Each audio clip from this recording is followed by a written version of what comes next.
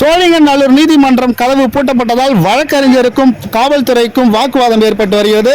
சென்னை நீலாங்கரை பகுதியில் உள்ள நாம் தமிழர் கட்சியின் ஒருங்கிணைப்பாளர் சீமான் வீட்டில் நடிகை விஜயலட்சுமி கொடுத்த பாலியல் புகாரின் பேரில் அவரது வீட்டின் நுழைவு வாயில் கதவில் வலசரவாக்கம் போலீசார் சம்மனை ஒட்டியிருந்த நிலையில் சீமான் அவரது மனைவி கைல்விழி அதை கிழித்து எறிய சொன்னதாக நாம் தமிழர் கட்சி தொண்டர் சுபாகர் என்பவர் அதை கிழித்தெறிந்தார்.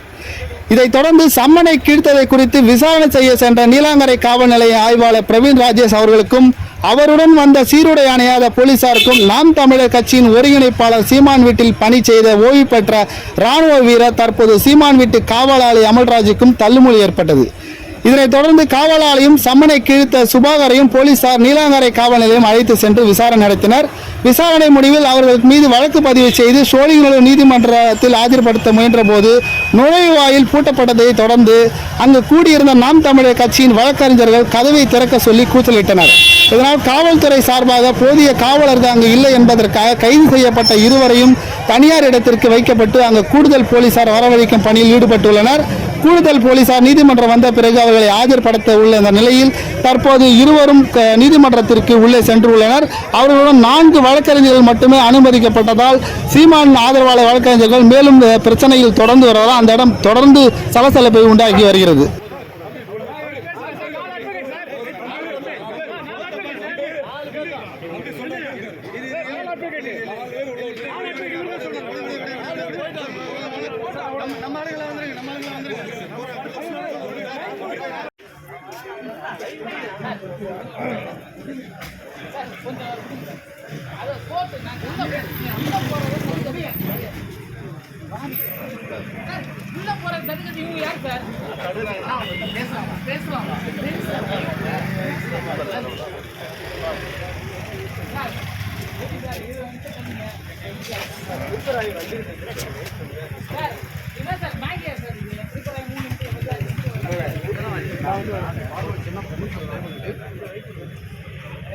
நாங்க உள்ள போற நீங்க தடுக்கிறீங்க தப்பு தான் சார்.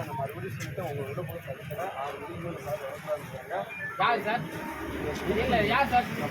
சார் இது ரெக்கார்ட் பண்ணுங்க. யார் சார் சொல்லுங்க சார். 6 மணிக்கு மேல வரக்கூடாது யார் சார் சொன்னாங்க சொல்லுங்க சார்.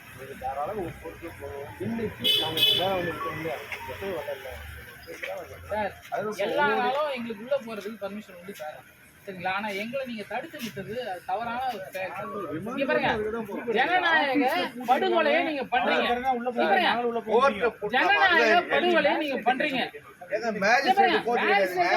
கோர்ட் வந்து கவர்மெண்ட் கோர்ட்டுங்க, மேஜிஸ்ட்ரேட்டுக்கு சம்பந்தம் கிடையாது. மேஜிஸ்ட்ரேட் கவர்மெண்ட் ஒர்க்கர் அவ்வளவுதான் சார். கோர்ட் வந்து எல்லாரும் பப்ளிக் ப்ராப்பர்ட்டி. மேஜிஸ்ட்ரேட் சொன்னாரா உங்களுக்கு லாக் பண்ணுங்க? அவரு மேல ஏன் பழி போடுறீங்க? நாங்க எல்லாம் எப்படி சார் ரிமாண்ட் பண்ணுவாரு? எனக்கு ஒண்ணும் தெரியல. அப்போஸ் பண்ணாம எப்படி ரிமாண்ட் பண்ணுவாரு? கூட கேட்ட கூட்ட மாட்டீங்க. செக்ஷன் பண்ணும்போது கூட எதுவுமே நடக்கல. என்ன சார் சிம்பிள் ஒரு வாட்ச்மேன் ரிமாண்ட் பண்றீங்க, இன்னொருத்தர் ரிமாண்ட் பண்றீங்க, அவ்வளவுதானே. செக்யூரிட்டி ஒரு வாட்ச்மேன் ரிமாண்ட் பண்ணீங்க, அதுக்கே அவ்வளவு 20 நிமிஷம் சொன்னீங்க. வெயிட் பண்ணீங்க தெரியல. நீங்க அதுக்கப்புறம் ஓபன் பண்ண மாட்டீங்க. என்ன 161 செட் பண்ணிடுற மாதிரி நீங்க லாக் பண்ணீங்க எல்லாத்தையும். அதான் சார் நாங்க சாவி எடுத்து வச்சிரோம் சார். நாங்க கோர்ட்டுல போறது எங்களோட கடமை, நாங்க பண்றோம். நீங்க வந்து அது அமைதியா இருங்க. இதை ஒட்டா எஃப்ஐஆர் எங்க மேல போட்டா கோர்ட் போட்டோம். நாங்க வந்து அதை பண்ணிட்டு நாங்க வந்து ரிமாண்ட் ஆகிறோம். அது நாங்க தயார். ஆனா வந்து நீங்க போட்டியே உடைக்கூடாதுன்னு சொல்லி சொல்றது எந்த விதம்? ஜனநாயக படுகொலை வந்து சோழிங்கநல்லூர்ல நடக்குது, சரிங்களா? கோர்ட்டை மூடிட்டு வக்கீல உள்ள போக கூடாதுன்னு சொல்லி சொல்றது எந்த விதம்? சொல்லுங்க. கோர்ட்டை மூடிட்டு சொல்லுங்க சார். ஏன் கோர்ட் போட்டுதா கேக்குறீங்க? சார் நீங்களே ஃபோன் பண்ணி நீங்களே யாரு உங்களுக்கு ஆத்தரைஸ் கொடுத்தாங்களோ யாரு போடுறாங்களோ கொஞ்சம் அதை ஓபன் பண்ணி கொடுத்துருங்களேன் சார். சொன்னீங்க மரியாதையா நான் கம்முனுக்குறேன். 4 பேர் சார், 3 பேர் 4 பேர் போறாங்க. போட்டு நோட் பண்ணுங்க சார். 4 பேர் போட்டு வரங்க.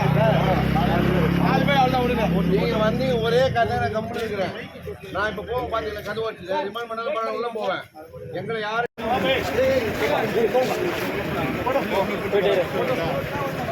போயிட்டாரு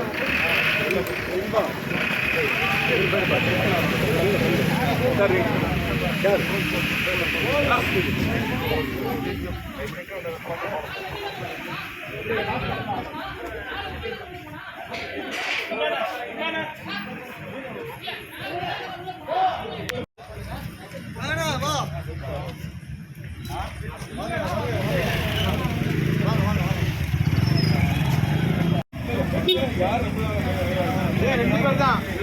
யாரும் கிடையாது.